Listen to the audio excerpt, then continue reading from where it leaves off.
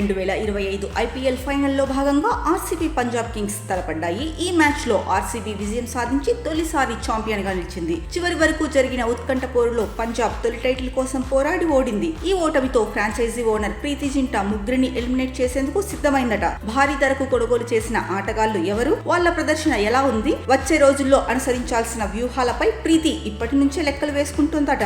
వచ్చే సీజన్ లో టైటిలే లక్ష్యంగా జట్టును సంసిద్ధం చేయాలని అనుకుంటోందట. అందులో భాగంగా కొందరిని వదిలేసి మ్యాచ్ విన్నర్లను జట్టులోకి తీసుకోవాలని అనుకుంటోందని సమాచారం. ఇక Australian star allrounder Marcus Stoinis ను పంజాబ్ 11 కోట్లకు కొనుగోలు చేసింది. కానీ స్టోయినిస్ ఆ స్థాయి ప్రదర్శన ఇవ్వలేకపోయాడు. ఆడిన 13 మ్యాచ్ల్లో 186 స్ట్రైక్ రేట్ తో 160 పరుగులు చేశాడు. అతనిపై భారీ అంచనాలు ఉన్నప్పటికీ స్టోయినిస్ ఆకట్టుకోలేదు.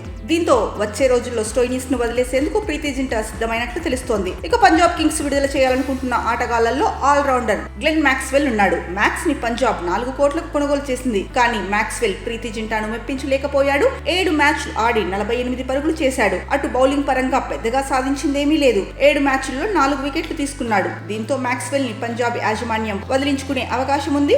ఇక ఈ జాబితాలో ఫాస్ట్ బౌలర్ యష్ ఠాకూర్ కూడా ఉన్నాడు. పంజాబ్ అతన్ని 1.6 కోట్లకు కొనుగోలు చేసింది. ఠాకూర్ కు 2 మ్యాచ్లు ఆడే అవకాశం వచ్చింది. కానీ వచ్చిన అవకాశాన్ని సద్వినియోగం చేసుకోలేకపోయాడు. 12.15 ఎకానమీతో 1 వికెట్ మాత్రమే తీశాడు. దాంతో ఠాకూర్ ను కూడా పంజాబ్ వదిలించుకోవడానికి సిద్ధమైందని సమాచారం.